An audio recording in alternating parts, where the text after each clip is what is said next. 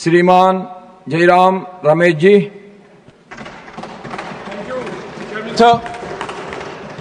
Sir, acronym ढूंढ निकालने में, परिवर्णी शब्द ढूंढ निकालने में और इस्तेमाल करने में और बिल को रंगीन नाम देने के लिए मुझे कोई इतराज नहीं है ये स्वीकारने की कि मोदी सरकार का कोई मुकाबला नहीं। एक्रोनिम ढूंढ निकालते हैं, पहला एक्रोनिम और बाद में अधिनियम, पहले एक्रोनिम बाद में नीति। और आज हम मिसाल देख रहे हैं, पहले शांति और दूसरा जी राम जी। हालांकि वो एक्रोनिम मेरे नाम से जुड़ता है, उसका मैं विरोध करूंगा बाद में। सर प्लीज विधेयक का ऐसे सर, मैं आप सदन के सामने, सदन के समक्ष 3 मुद्दे रखना चाहता हूं। पहला मुद्दा यह है कि 2014 के पहले का इतिहास क्या है, क्योंकि हमें बताया जाता है कि 2014 में ही सब शुरू हुआ है। खास तौर से परमाणु ऊर्जा का कार्यक्रम, स्पेस कार्यक्रम और साइंस एंड टेक्नोलॉजी से जो अलग अलग कार्यक्रम हैं, हमें यह ज्ञान दिया जाता है कि 2014 के पहले कोई फाउंडेशन नहीं था और 2014 के बाद एक नई क्रांति आई है। तो मैं थोड़ा इतिहास देना चाहता हूं। दूसरी बात, इस बिल के 3 जो मुख्य बिंदु हैं उस पर मैं कुछ बोलना चाहता हूं और अंत में जो मुद्दे और चिंताएं निकल आती हैं इस बिल से, मैं मंत्री जी के सामने रखना चाहता हूं और उस पर मंत्री जी विचार करें जब रूल्स बनाए जाएंगे और जब इस बिल पर और चर्चा होगी उसको ध्यान में लेंगे। Sir, the first atomic energy act of independent India was passed not in 1962, was passed on the 6th of April 1948। 6 अप्रैल 1948 को कॉन्स्टिट्यूएंट असेंबली में एटॉमिक एनर्जी बिल पास किया गया था। बहस हुई थी, जवाहरलाल नेहरू ने इस मोशन को मूव किया था और 30 या 40 सदस्यों ने इस बहस में भाग ली और 1948 में अगस्त के 6 तारीख को पहला, आता हूं मंत्री जी, मैंने आपको सुना है, आप बैठ जाइए, कृपया बैठ जाइए। थोड़ा इतिहास में आपको दिखाना चाहता हूं। मैं जानता हूं वो बहुत ज्ञानी है, आप विद्वान हैं। 6 अप्रैल 1948 को पहला एटॉमिक एनर्जी एक्ट बनता है, एटॉमिक एनर्जी बिल पास होता है।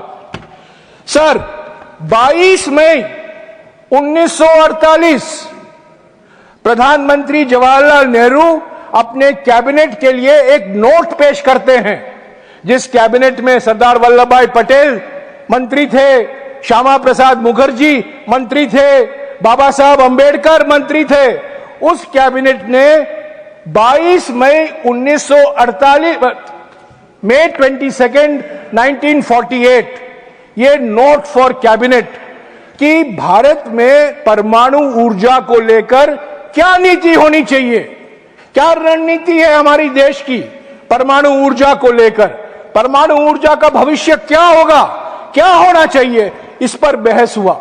तो ये पहला नोट था कैबिनेट के लिए, जिसके बनाने में मुझे कोई शक नहीं है कि होमी भाभा का बहुत बड़ा योगदान भी रहा था। तीसरी बात, 15 अगस्त 1948, अगस्त 15, 1948 एटॉमिक एनर्जी कमीशन का गठन होता है। यानी कि आजादी के ठीक 1 साल बाद भारत सरकार एटॉमिक एनर्जी कमीशन स्थापित करती है। होमी भाभा उसके अध्यक्ष हैं, के.एस. कृष्णन और शांति स्वरूप भटनागर 2 सदस्य हैं और ये सीधे प्रधानमंत्री को कंट्रोल में है, प्रधानमंत्री को रिपोर्ट करता है। तो पहला एटॉमिक एनर्जी कमीशन 15 अगस्त 1948 को बनता है। सर, इसके बाद क्या होता है? 1950 में, आजकल कोई भी अखबार खोलो, टीवी का प्रोग्राम देखो, रेयर अर्थ का नाम आप देखोगे, आप सुनोगे। अमेरिका और चीन के बीच में जो लड़ाई चल रही है रेयर अर्थ को लेकर, सर 18 अगस्त 1950 को भारत सरकार इंडियन रेयर अर्थ लिमिटेड की स्थापना करती है। 1950, 18 अगस्त 1950 को इंडियन रेयर अर्थ लिमिटेड की स्थापना होती है।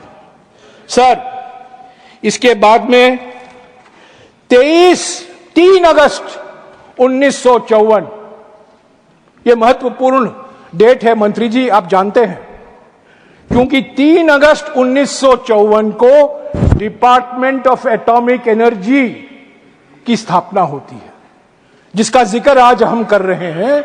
डिपार्टमेंट ऑफ एटॉमिक एनर्जी 2014 के बाद नहीं, 3 अगस्त 1954 में उसकी स्थापना की गई थी। ठीक 2 महीने बाद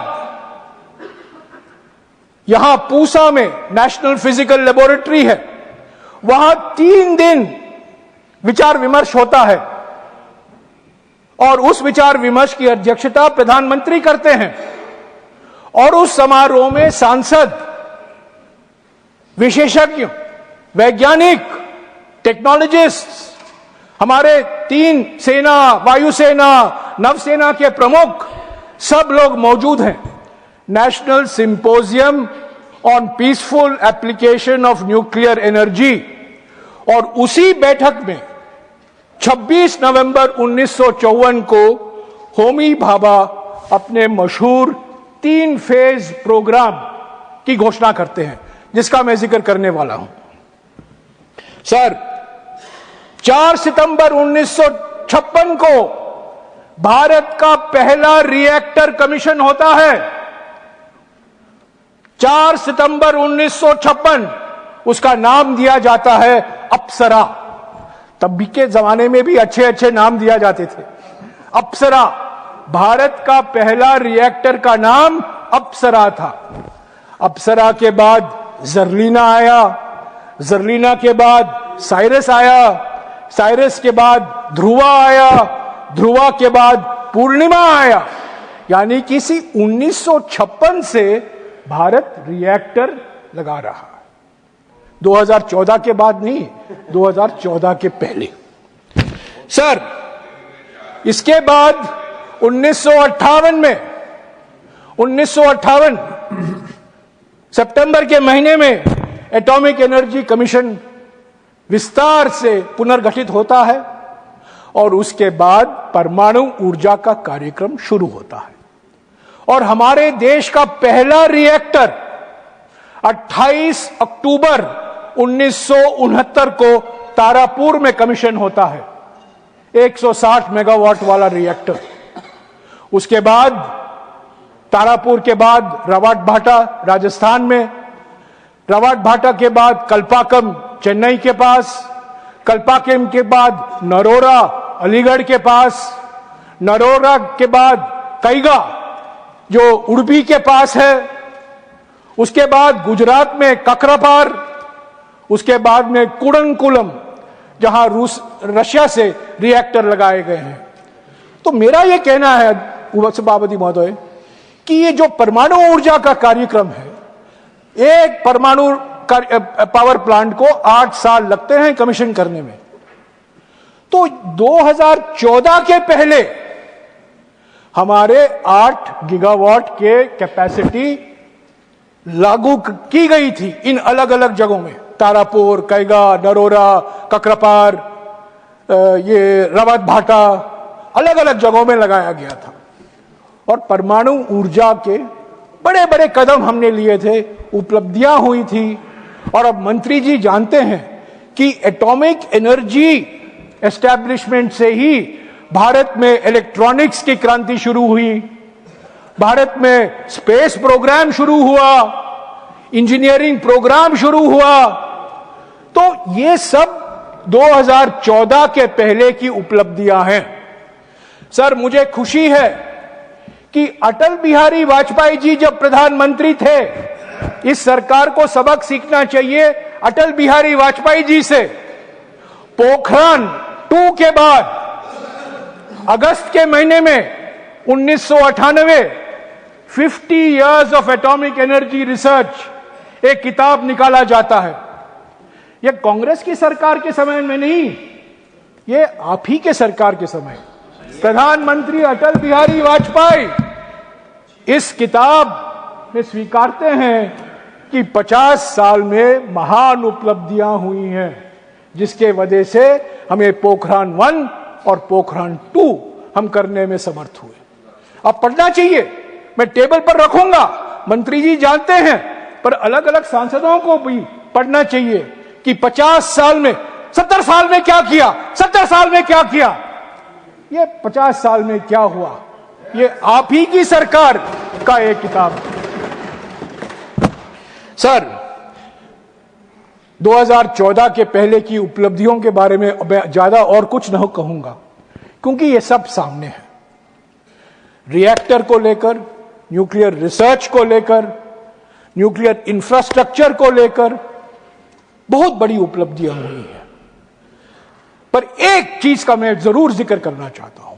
2008 में भारत और अमेरिका के बीच में एक परमाणु करार हुआ। अक्टूबर 20 को Indo US nuclear agreement. Indo US nuclear agreement का विरोध किसने किया? यह बीजेपी का एक दस्तावेज है। Why BJP opposes Indo-US nuclear deal? यह है, यह बीजेपी 52 पन्ने का यह दस्तावेज है मंत्री जी, बीजेपी का ऑफिशियल डॉक्यूमेंट अगस्त 2008 में। Why BJP is opposing Indo-US nuclear deal? और इसमें कहा जाता है परमाणु ऊर्जा में ज्यादा भविष्य नहीं है, इसीलिए हम इसका विरोध कर रहे हैं। और कई बातें इन्होंने कहा। पर 2008 का जो एग्रीमेंट था, जो समझौता था भारत और अमेरिका के बीच में, कई दरवाजे खोले गए और उसका एक नतीजा ये बिल है। ये बिल संभव हुआ है। इस बिल की कल्पना आप कर पा रहे हैं उस 2008 के करार के कारण, जिसका विरोध आपने किया था। Sir, let me now turn to the bill. There are 3 major elements in the bill. One is private sector participation. Second is nuclear liability, civil liability for nuclear damage. And the third is Atomic Energy Regulatory Board. Sir, Atomic Energy Regulatory Board के बारे में मैं ये कह दूं कि 2011 में nuclear safety regulatory authority bill लाया गया था, स्टैंडिंग कमेटी को भेजा गया था। पर कई कारण थे, मंत्री जी जानते हैं, कई कारण थे, ये बिल अधिनियम नहीं बन पाया। पर ये इस बिल में शामिल किया गया है। ये जो 2011 का जो बिल था, उसके प्रमुख बिंदु इस बिल में शामिल हैं और एटॉमिक एनर्जी रेगुलेटरी बोर्ड को एक कानूनी दर्जा दिया जा रहा है। यह एक सकारात्मक कदम है। पर सर, दूसरी बात, यह सिविल लायबिलिटी की बात जो अभी अभी मंत्री जी ने कहा है। सर, 30 अगस्त 2010 अरुण जेटली का यह भाषण है राज्यसभा में, और मेरे पास 25 अगस्त 2010 का भाषण जसवंत सिंह जी का है लोकसभा में। और अरुण जेटली के नाम पर तो आप क्रिकेट स्टेडियम बना देते हैं, पर अरुण जेटली जी का जो योगदान है कानून बनाने में, उसको आप नकारते हैं। सर, मंत्री जी, जो आपने इस बिल में लाया है संशोधन, civil liability for nuclear damage act 2010 का, ये जो जेटली जी ने कहा था और जो जसवंत सिंह जी ने कहा था, उसका बिल्कुल विपरीत है। मैं इसको टेबल करना चाहता हूं, जेटली जी का भाषण सदस्य पढ़ें और जेटली जी कहते हैं कि हमारे सहायता से ही, हमारे सहयोग से ही ये बिल आया है। सर, मुझे कोई इतराज नहीं है ये आपको याद दिलाने में कि 2010 का कानून में बनाने में पृथ्वीराज चौहान जो एमओएस थे पीएमओ में और अरुण जेटली जी का योगदान था। ये दो लोग मिलकर इस कानून को बनाया जिसका आप संशोधन कर रहे हैं। तो हमें बताइए क्यों आप संशोधन कर रहे हैं? क्यों आप अरुण जेटली का योगदान को नकार रहे हैं? क्यों आप जसवंत सिंह जी को नजरअंदाज कर रहे हैं? कांग्रेस को छोड़िए, आप ही के नेता, आप ही का योगदान, ये 2010 का कानून जिसमें आप संशोधन ला रहे हैं, वो कानून आपका योगदान था मंत्री जी। पर यू टर्न करने में तो आप बहुत माहिर हैं। कई मिसाल हैं, जीएसटी पर यू टर्न, मनरेगा पर यू टर्न, खाद्य सुरक्षा कानून पर U turn, civil liability for nuclear damage act, उस पर भी आप यू टर्न कर रहे हैं। क्यों कर रहे हैं? क्या मजबूरी है? क्या अमेरिका के साथ रिश्ते और मजबूत करने हैं इसीलिए आप कर रहे हैं? क्या प्राइवेट कंपनियां आपको मजबूर कर रहे हैं इसको संशोधन करने में? प्लीज सदन को विश्वास में लीजिए। क्यों 15 साल बाद आप ये संशोधन ला रहे हैं? सर, प्राइवेट सेक्टर तो तीसरा मुद्दा है इस बिल में। मैं कहना चाहता हूं कि मैं मंत्री जी से एक सवाल पूछना चाहता हूं। आपने कहा है विकसित भारत में 100 गीगावाट न्यूक्लियर कैपेसिटी होगा, आज करीब 8 या 9 गीगावाट का है, यानी कि 10 गुना बढ़ेगा। मैं आपसे सवाल पूछना चाहता हूं, आपका नजरिया क्या है? आपका विजन क्या है? इसमें प्राइवेट सेक्टर कितना है और इसमें पब्लिक सेक्टर कितना होगा? और मेरा यह सीधा आरोप है कि यह बिल सिर्फ प्राइवेट सेक्टर कंपनियों के लिए ही है, निजी क्षेत्र का योगदान बढ़ाने के लिए है। तो मंत्री जी, मैं आपसे पूछना चाहता हूं, हमारे देश में क्षमता है, हमने 220 मेगावाट के प्लांट लगाए हैं, 540 मेगावाट का प्लांट लगाया है, ककरापार में हमने 700 मेगावाट का प्लांट लगाया है। मैं आपसे गुजारिश करूंगा 700 मेगावाट प्लांट को एक वर्क हॉर्स बनाइए और जो रिएक्टर हैं France, America, England, south Korea, अलग अलग देशों से मत लाइए, जो हमारे देश में हम आत्मनिर्भर हैं।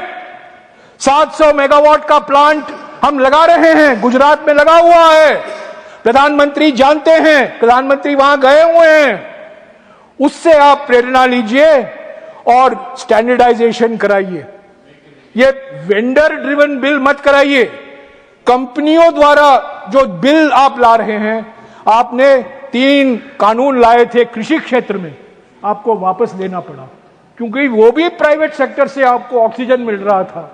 इस बिल का वो भविष्य नहीं होना चाहिए। सर,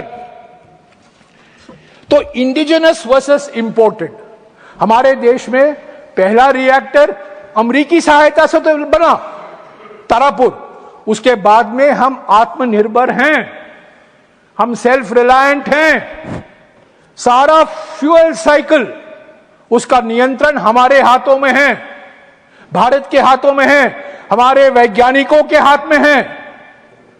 ये प्राइवेट कंपनियां जो ला रहे हैं, मंत्री जी, प्राइवेट कंपनियों को कहिए आप ये 700 मेगावाट एटॉमिक एनर्जी का प्लांट लीजिए और पावर प्लांट लगाइए।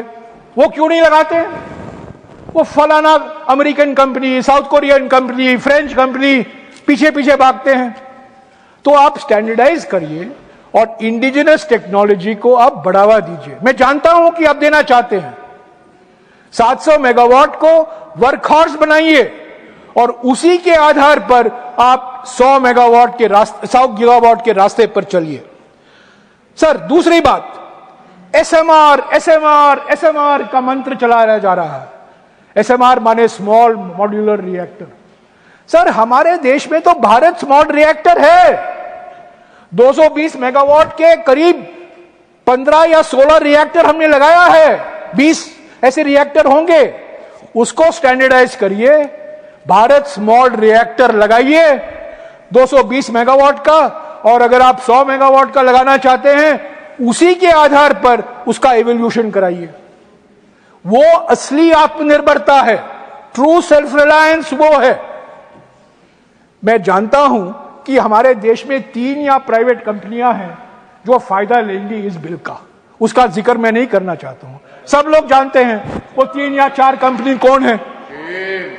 उन 3 कंपनियों को कहिए मंत्री जी आप भारत के टेक्नोलॉजी को लगाइए, 700 मेगावाट का टेक्नोलॉजी आप एटॉमिक एनर्जी से लीजिए और प्लांट लगाइए, क्योंकि प्राइवेट सेक्टर को तो आप ला रहे हैं क्योंकि प्राइवेट सेक्टर कैपिटल लाएगा, प्राइवेट सेक्टर टेक्नोलॉजी तो नहीं लाएगा, क्योंकि टेक्नोलॉजी तो एटॉमिक एनर्जी के हाथ में है, ज्ञान तो उनके हाथ में है, क्षमता तो उनके हाथ में है, कुशलता तो उनके हाथ में है। प्राइवेट सेक्टर तो सिर्फ पैसा लाएगा, सिर्फ निवेश करेगा।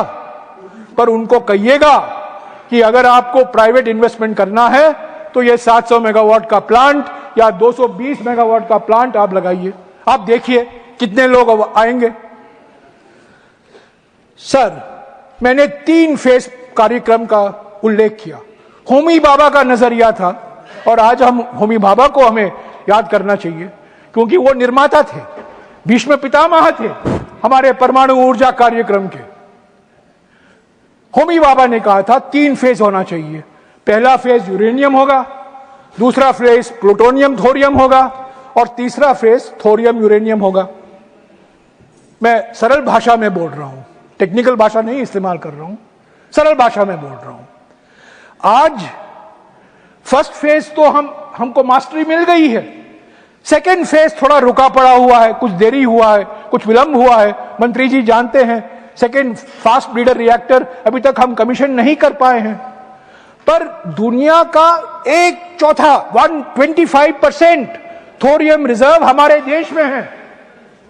हम uranium deficit thorium rich country हैं, थोरियम का इस्तेमाल हम कैसे करें? तो मैं मंत्री जी आपके ज्ञान में लाना चाहता हूं, हमारे देश के सबसे जाने माने न्यूक्लियर इंजीनियर अनिल काकोडकर, जो हमारे एटॉमिक एनर्जी के चेयरमैन भी रह चुके हैं, जो आप अच्छी तरह से जानते हैं, उन्होंने 2 लेख लिखा है पिछले कुछ 3-4 महीनों में, मैं आपको दे दूंगा, टेबल पर रखूंगा। और उन्होंने कहा है कि थोरियम का इस्तेमाल हम कैसे करें। थोरियम का इस्तेमाल हम इस विचार के थे कि थोरियम का इस्तेमाल हम सेकंड फेज में करेंगे, उसके बाद हम थर्ड फेज में जाएंगे, पर सेकंड फेज में डिले हो गया है। तो काकोडकर जी का यह मानना है, और इससे डॉक्टर काकोडकर से कोई मुकाबला नहीं कर सकता, उनके पास जो रिएक्टर इंजीनियरिंग की ज्ञान है, मैं समझता हूं कि दुनिया भर में किसी एक व्यक्ति में है, वो डॉक्टर काकोडकर के पास है।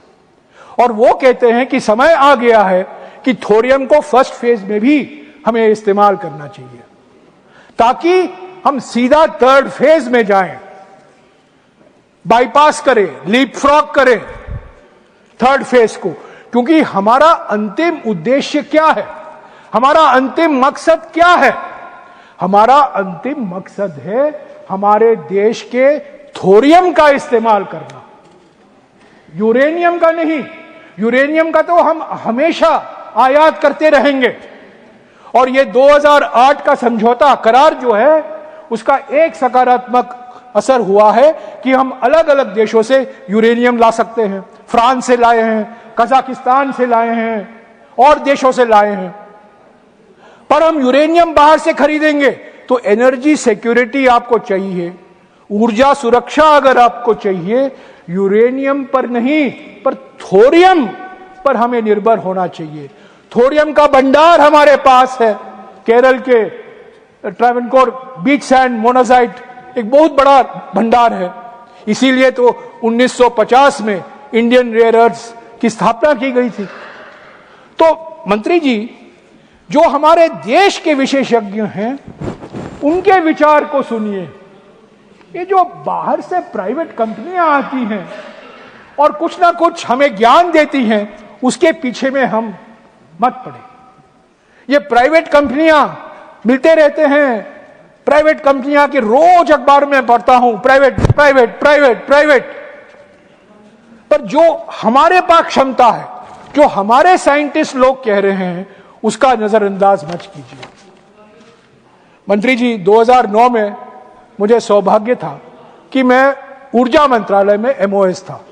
सुशील कुमार शिंदे जी हमारे कैबिनेट मंत्री थे और हमने पहली बार एनटीपीसी और एनपीसीआईएल के बीच में जॉइंट वेंचर कराया।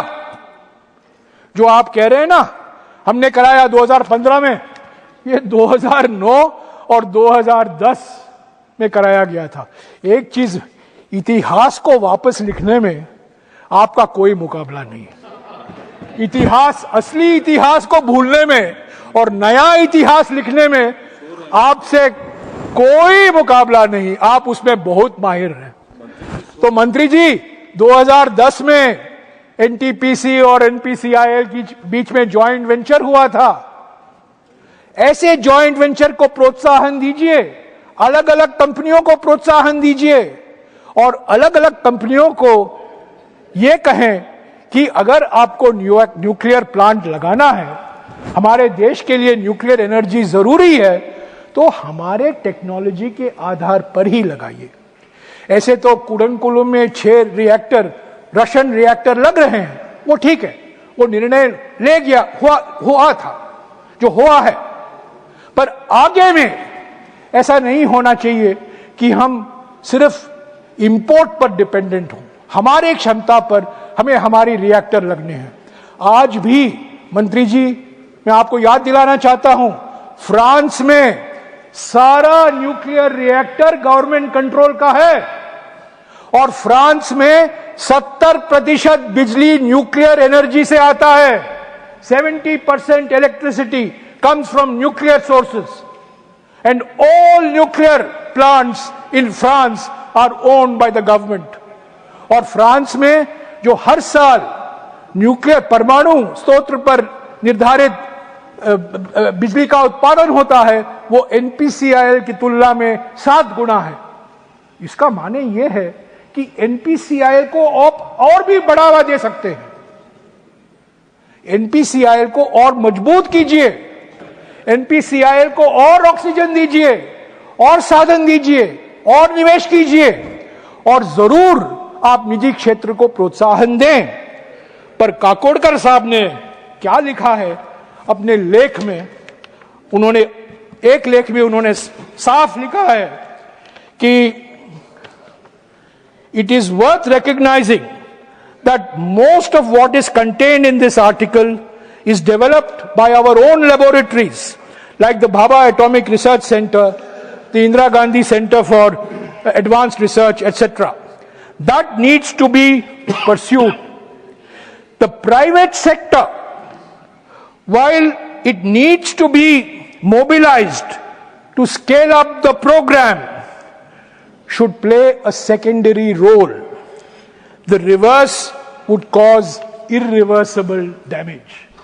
ये मैं नहीं कह रहा हूं, ये एटॉमिक एनर्जी कमीशन के पूर्व अध्यक्ष, जाने माने एटॉमिक इंजीनियर डॉक्टर काकोडकर साहब लिख रहे हैं।